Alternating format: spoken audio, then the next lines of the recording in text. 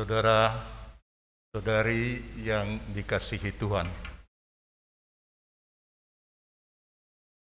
angkatan tahun orientasi rohani tahun ini boleh dikatakan angkatan produk pandemi COVID-19. Karena pertama-tama kita merayakan Misa Kudus ini dengan memakai masker. Saya harap kita semua pakai ya, sesuai dengan aturan pemerintah. Bukan hanya aturan pemerintah, tetapi sebenarnya agar kita tidak ketularan virus yang berbahaya ini. Terutama saat kita berbicara, saat kita bernyanyi. Apalagi kalau bernyanyi, maka droplet dari kita itu akan menyebar pada yang lain. Mungkin ini baik diperhatikan oleh anggota KOR ini. Menyanyi dengan baik pada masa pandemik ini tidak boleh membuat kita tidak menggunakan masker ini. Nah, angkatan ini, angkatan pandemi 19. Tentu kita berharap bahwa angkatan ini akan menyebarkan virus, bukan virus pandemik 19, tetapi menerima sesuatu yang istimewa dari Tuhan yang mau diikuti. Hari ini mereka akan menerima jubah, pakaian pertobatan dikenakan kepada mereka.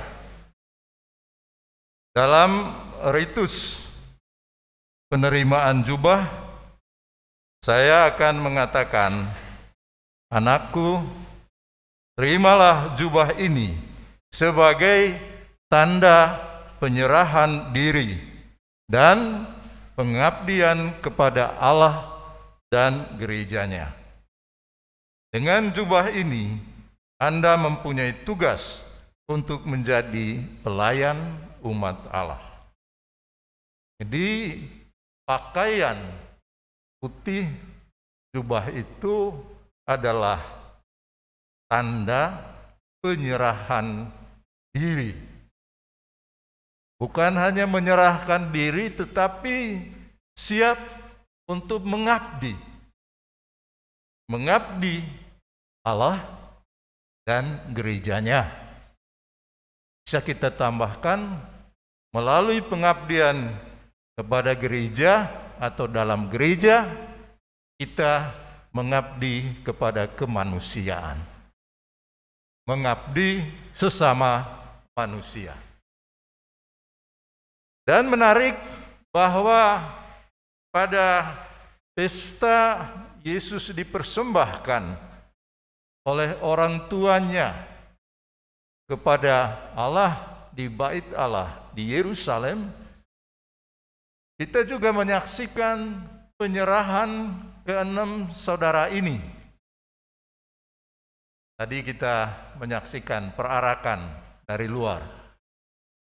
Masing-masing mereka ini diantar oleh ayah ibunya. Dan masing-masing juga membawa lilin yang bernyala. Tentu ini satu tindakan yang mengingatkan keluarga-keluarga yang bersangkutan bahwa mereka menghantar anak mereka, menyerahkan anak mereka seperti Maria dan Yosef kepada Allah. Inilah anak kami. Tuhan, kami serahkan kepadamu. Dan mudah-mudahan ungkapan ini bukan ungkapan yang tidak punya efek, Tapi ungkapan ini ya efek kalau anak-anaknya memang bertekad untuk menyerahkan diri kepada Tuhan, kepada gereja. Maka selama setengah tahun masa tahun orientasi rohani ini, mereka dibimbing oleh formatornya, dalam hal ini Romo Untung, dan juga teman-teman yang lain. Mereka dididik, dibina, diarahkan agar mereka siap menyerahkan diri untuk mengabdi kepada Allah. Maka memang seorang formator dan formatores lainnya harus menjamin bahwa memang terjadi perubahan pada diri saudara-saudara ini, frater-frater kita ini. Apakah memang mereka berubah? Kalaupun belum berubah atau masih minim perubahannya, masih ada setengah tahun ke depan ini. Mudah-mudahan dengan pemakaian jubah hari ini, mereka tahu, mereka datang ke sini dan tahu, oh inilah hidup saya, mengapa saya tinggal di tahun orientasi rohani ini. Saya datang ke sini untuk menyerahkan hidup saya. Dan saya mulai dibentuk, dan saya membentuk diri. Dan orang tua membantu. Juga umat sekalian yang ada di sini perlu membantu mereka agar mereka memang terlihat dan menjadi semakin yakin bahwa hidup mereka itu mau diabdikan kepada Allah. Maka setiap formatores ataupun setiap orang yang terlibat dalam karya pendidikan tahun orientasi rohani ini mestilah membantu mereka ini. Bukan membuat mereka hidup santai-santai. Bukan membuat mereka hidup tidak jelas dalam hidup rohaninya. Maka kedisiplinan hidup rohani, kedisiplinan hidup pengabdian diri, itu harus benar-benar diperlihatkan. Dan harus benar-benar terjadi. Dan biasanya dalam tahun orientasi rohani, yang namanya saja tahun orientasi rohani, maka pendalaman hidup rohani itu mesti mendapat porsi yang besar. Bukan berarti tidak bekerja tangan, bukan berarti tidak juga melakukan kunjungan-kunjungan, bukan. Tetapi yang paling dasar ialah pada masa tahun orientasi rohani ini dibentuklah orang-orang ini yang siap mengabdikan diri kepada Allah, yang siap menyerahkan dirinya kepada Allah, yang siap bahwa mereka memang mempersembahkan dirinya kepada Tuhan tanpa reserve. Dan itu dapat dilakukan tatkala kita kembali kepada sumber asli kita. Dan sumber asli kita yang mau kita ikuti ialah Yesus Kristus itu sendiri. Kita dengar dalam bacaan Injil amat jelas dikatakan di sana bahwa ayah ibunya Maria dan Yusuf membawa anak Yesus ke Yerusalem untuk menyerahkannya kepada Tuhan, seperti ada tertulis dalam hukum Tuhan. Semua anak laki-laki sulung harus dipersembahkan, dikuduskan bagi Allah. Artinya dikhususkan bagi Allah. Saudara-saudari, khususnya ayah ibunya menyadari, mudah-mudahan menyadari bahwa anak mereka ini dipersembahkan, dikuduskan bagi Allah. Dan perayaan kita hari ini dan penerimaan jubah ini sebenarnya memperkuat intensi ini. Intensi yang ada dalam diri anak-anak ini, dalam diri frater-frater ini, mereka punya niat, punya intensi bahwa saya mau mempersembahkan diri saya pada Tuhan dengan siap menjadi imam dalam proses ini di Keuskupan Bogor ini. Nah, intensi ini harus diperkuat selama masa pembinaan, khususnya pada masa tahun orientasi rohani ini. Dan mereka kemudian dibantu untuk itu. Jadi penerimaan jubah memperkuat intensi penyerahan diri dengan mengikuti apa yang sudah dilakukan oleh Yesus sendiri.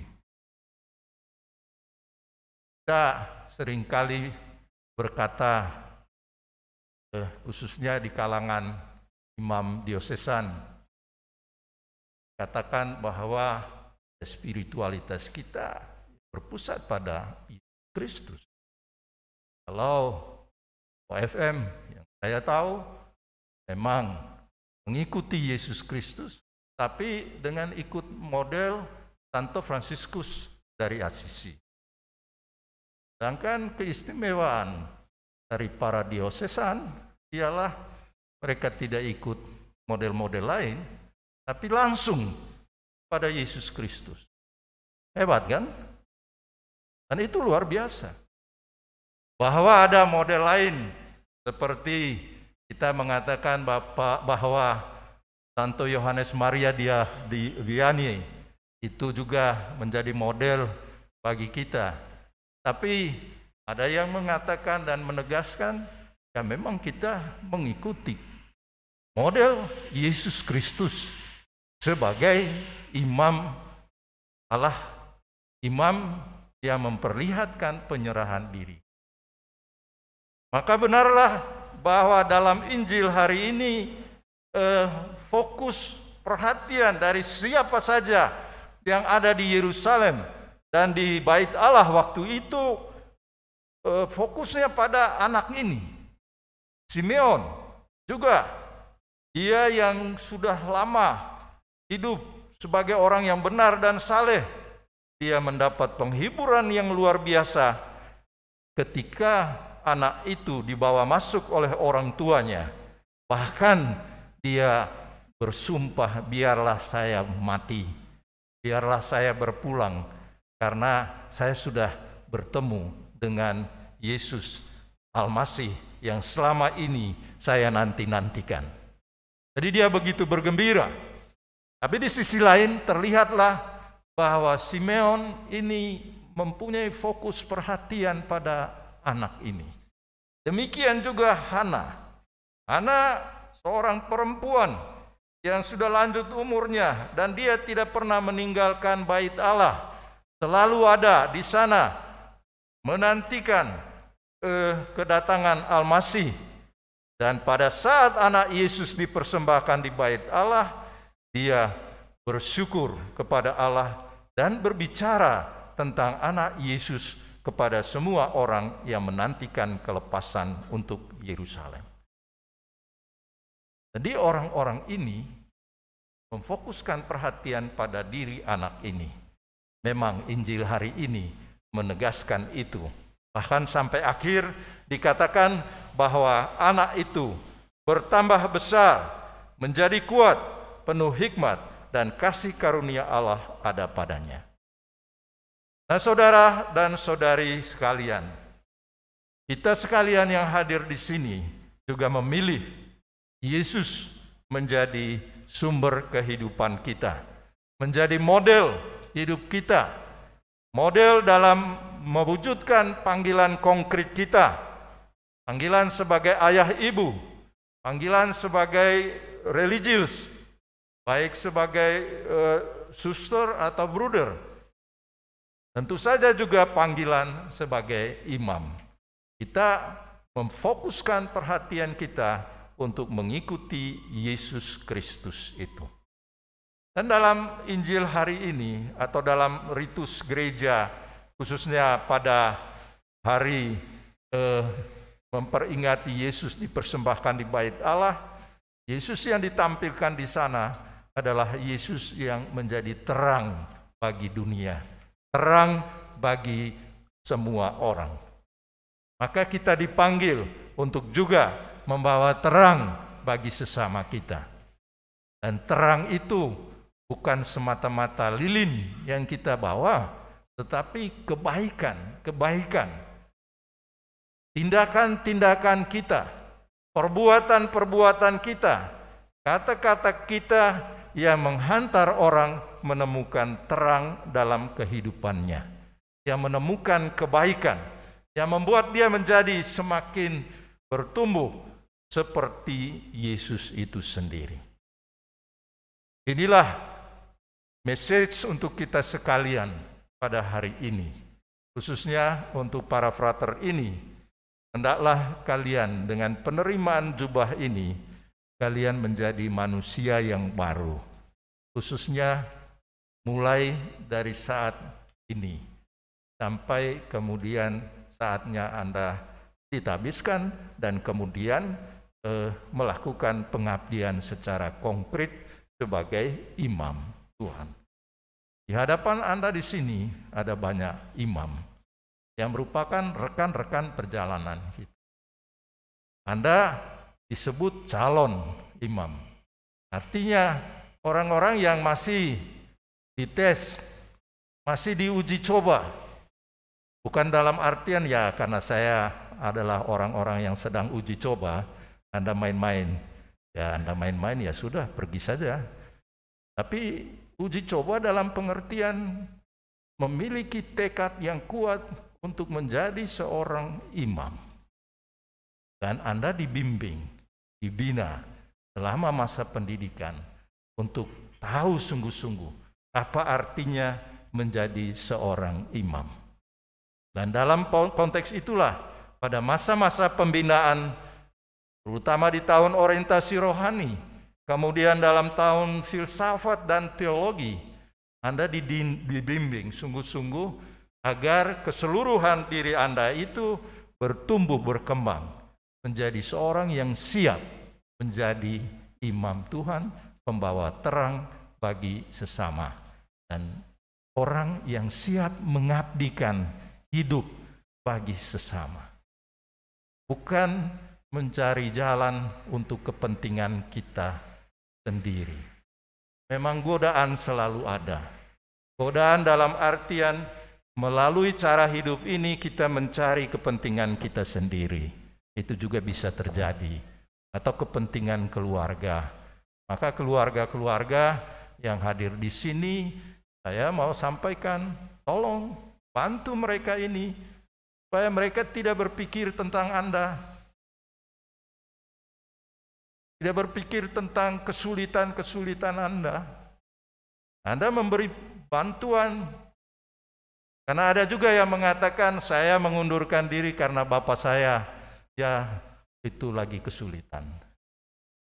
Kalau Anda sungguh-sungguh menyerahkan anak Anda untuk menjadi orang yang mengabdikan diri kepada Tuhan, hendaklah Anda mendukung mereka. Saya kira untuk itulah Anda hadir pada kesempatan ini. Maka marilah saudara-saudari kita berdoa bagi mereka berenam ini. Saya sebagai uskup berterima kasih bahwa keuskupan ini masih punya calon-calon imam. Terima kasih ya, yang siap untuk ini. Itu juga menggembirakan hati bahwa ada jaminan, masih ada orang-orang muda yang siap menjadi imam Tuhan. Tengah krisis yang terjadi di beberapa tempat di dunia ini, tapi keuskupan kita masih boleh memiliki calon-calon seperti Anda ini. Apalagi ada yang gemuk-gemuknya luar biasa gitu ya. Ada yang kuat lah gitu ya. Tapi bukan berarti mungkin yang gemuk-gemuk ini ikuti kakak-kakaknya gitu ya. Tapi yang jelas bahwa kalian ini menjadi sumber harapan bagi kami sekalian bahwa ya ada kelanjutan orang-orang yang siap mengabdi kepada Tuhan dengan sungguh-sungguh, mengabdi secara tulus, dan itu bisa terjadi tatkala kita sungguh-sungguh serius, mempunyai intensi yang kuat, dan kemudian diberkati oleh Tuhan itu sendiri. Tuhan memberkati.